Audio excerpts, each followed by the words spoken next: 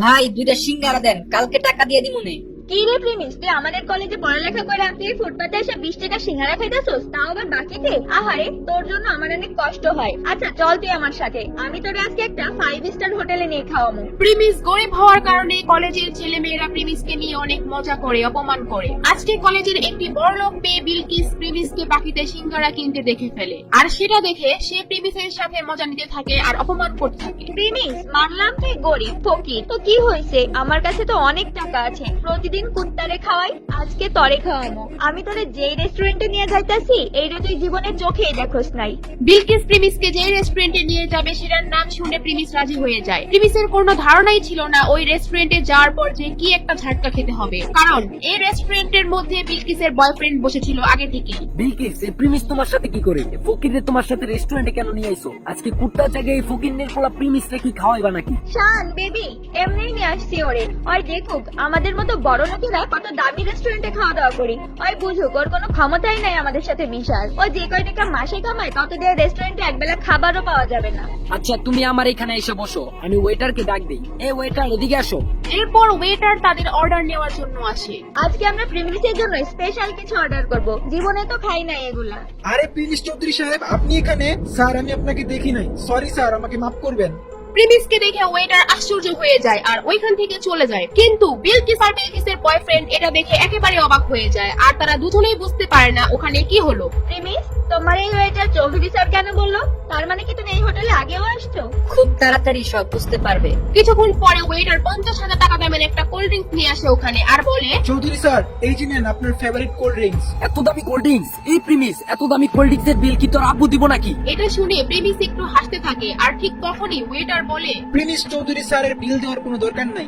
মানে কি? হোয়াট? 20 টাকার সিঙ্গারা বাকিতে খাওয়া প্রিমিসের কাছ থেকে 50,000 টাকার কোল্ড ড্রিঙ্কস এর টাকা ওয়েটার কেন নিচ্ছে না? ওয়েটার প্রিমিসকে চৌধুরী স্যার কেনই বা বলতেছে? কে এই প্রিমিস? জানতে চাইলে দিবস গেমিং এর ফুল ভিডিওটি দেখতে থাকুন। প্রিমিস খুব সাধারণ একটি ছেলে, সব সময় ময়লা সেলাই করা জামা কাপড় পরে কলেজে আসতো। প্রিমিস কলেজে পড়াশোনার পাশাপাশি একটি রেস্টুরেন্টে ফুড ডেলিভারির কাজ করে, সেখানে সে মাত্র 8,000 টাকার বেতন পায়। আর মজার ব্যাপার হলো, প্রিমিস যে কলেজে পড়ে সেখানে তার একটি গার্লফ্রেন্ডও ছিল, আর তার নাম হলো সুনাইরা। তো একদিন সন্ধ্যাবেলা যখন প্রিমিস তার ফুড ডেলিভারির কাজ শেষ করে বাসায় যাবে, ঠিক তখনই তাদের রেস্টুরেন্টে একটি অর্ডার আসে, আর তখন সেই রেস্টুরেন্টের ম্যানেজার প্রিমিসকে ডাকে এবং বলে, এই প্রিমিস দাঁড়াও, একটা খাবারের অর্ডার আসছে, এটা তুমি ডেলিভারি দিয়ে আসো। স্যার আমার তো ডিউটির টাইম শেষ, আর আমি এখন অনেক ক্লান্ত। কলেজ থেকে ফিরে এখনো কিচ্ছু খাই নাই, আমার কলেজের অ্যাসাইনমেন্টও বাকি আছে। স্যার আপনি অর্ডারটা অন্য কাউরে দিয়ে ডেলিভারি করা দেন। তোমার তো সাহস কম না? তুমি আমার মুখের উপর তর্ক করো। আমাদের বাকি ফুড ডেলিভারি বয়েরা এখন বিজি আসছে, এটা তোমারই এখন দিতে হবে। স্যার এখন আমার খুব দুর্বল লাগতেছে, না হলে আমি ডেলিভারিটা দিয়ে আসতাম,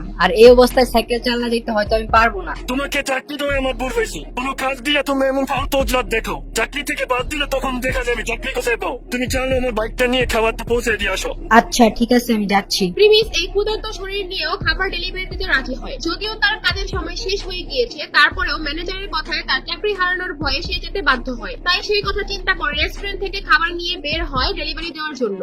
A few moments later. আরে কত সুন্দর বাইক! ইস, এরকম একটা বাইক যদি আমার থাকতো, এই বাইক দিয়ে সোনাইরাকে নিয়ে ঢাকা শহরে অলিতে গলিতে নিয়ে ওকে ঘুরতাম। সুনাইরা হচ্ছে প্রিমিসের গার্লফ্রেন্ড, আর সুনাইরা বাইক অনেক পছন্দ করে। প্রিমিস যেহেতু সুনাইরাকে অনেক ভালোবাসে, সে তার বেতনের টাকা থেকে যখনই কিছু টাকা বাঁচাতে পারে সুনাইরার জন্য গিফট কিনে নিয়ে আসে। প্রিমিস মনে করে সুনাইরা তার পাশে সারা জীবন থাকবে। সুনাইরা প্রিমিসকে অনেক ভালোবাসে, এটাও সে মনে করে। আর তারপর প্রিমিস ফুড ডেলিভারি দেওয়ার জন্য তার গন্তব্যে পৌঁছে যায়, আর সেটি ছিল একটি দামি হোটেল। হোটেলের ভিতরে যখনই রুমে নক করে, আর তখন ভিতর থেকে দরজা খুলে দেয় একটি মেয়ে। সেই মেয়েটি আর কেউ নয়, সেটি ছিল প্রিমিসের গার্লফ্রেন্ড সুনাইরা। আরে সোনাইরা, তুমি এখানে কি করতেছো? তোমার সকাল থেকে মেসেজ দিতাছি, ফোন দিতাছি, কোনো রিপ্লাই নাই। আচ্ছা ওয়েট, তুমি কি খাবার অর্ডার দিছো? আর তুমি এই হোটেলে কি করতেছো তোমার বাসায় রেখা? এই ডেলিভারি বয়ের সাথে তো কিসের কথা? আরে প্রিমিস দেখি আমাদের কলেজে পড়ালেখা করে সেই ছেলে এখন ফুড ডেলিভারি বয়। সুনাইরার সাথে এখন যাকে দেখছেন সে হচ্ছে রাসেল। প্রিমিসরা যেই কলেজে পড়তো সেই কলেজের ম্যানেজমেন্টের দায়িত্বে থাকা একজন বড় লোকের ছেলে। সেও ওই কলেজেই পড়ালেখা করে। সোনাইরা, তুমি এখানে কি করতেছো ওর সাথে? তুমি আমার মেসেজে রিপ্লাই দিচ্ছ না, ফোন ধরতেছো না, আর এখন তুমি এখানে বসে আছো ওর সাথে। সুনাইরার তখন আর কিছু লুকানোর থাকে না, তাই সুনাইরা বলে, তোর সাথে আমার ব্রেকআপ। তোর মতো ফকুনি সেন্দের সাথে একদিন রিলেশন করছি, এটা তোর ভাগ্য। তোর তো একটা বাইক কেনার সামর্থ্য নাই, আমাকে কোথাও ঘুরতে নিয়ে যাস না। তোর মতো ফকিনির পোলার সাথে কে রিলেশন রাখবে রে? প্রিমিস সুনাইরার কথা শুনে যেন তার মাথায় আকাশ ভেঙে পড়লো। প্রেমিস সুনাইরাকে নিয়ে এত স্বপ্ন দেখতো, আর সেই সুনাইরা তার সাথে এই কাজ করলো। প্রেমিস একদম নীরব হয়ে ওইখান থেকে চলে আসতে থাকে। সারাদিন না খাওয়া, তার মধ্যে এত বড় ধাক্কা, সে একদম ভেঙে পড়ে। আর ঠিক তখনই কাহিনীতে আসে নতুন টুইস্ট। তার ফোনে একটা মেসেজ আসে, আর সেখানে লেখা থাকে প্রেমিস চৌধুরী আজকে থেকে তার অভাবী জীবন থেকে মুক্ত, আর তার ব্যাংক অ্যাকাউন্টে 500 কোটি টাকা অ্যাড হয়েছে, এবং সে তার পরিবারের গরিবী পরীক্ষায় পাশ করেছে। আপনারা হয়তো ভাবছেন এটা আবার কিসের পরীক্ষা। চৌধুরী ইন্ডাস্ট্রির একমাত্র ছেলে ছিল প্রেমিস। তাদের চৌধুরী পরিবারের একটা নিয়ম ছিল, তাদের পরিবারের ছেলেদের তারা ছোটবেলা থেকেই সমস্ত সম্পত্তি ও টাকা পয়সা থেকে বঞ্চিত করে দেয় এবং গরিব অবস্থায় ছেড়ে দেয়। একটা সময় গিয়ে যখন তাদের 21 বছর বয়স পূর্ণ হয়, তখন তারা তাদের সমস্ত সম্পত্তি ফিরে পায়। আর সেই দিনটি ছিল আজকে। কি হবে এখন? কি করবে এখন প্রেমিস? কি হতে যাচ্ছে প্রেমিসের সাথে? এগুলো জানতে চাইলে দিবস গেমিং এর ইউটিউব চ্যানেল সাবস্ক্রাইব করে নোটিফিকেশন বাটন বাজায় রাখেন, কারণ আগামী পর্ব এখানেই পেয়ে যাবেন। আর যারা দিবস গেমিং এর সাথে লাইভে গেম খেলতে চান, অ্যাড হতে চান, তারা দিবস গেমিং এর ফেসবুক পেজটি ফলো করে দিয়ে আসেন। ডেসক্রিপশন আর পিন কমেন্টে লিংক দেওয়া আছে, চালু করে ফলো দিয়ে আসেন।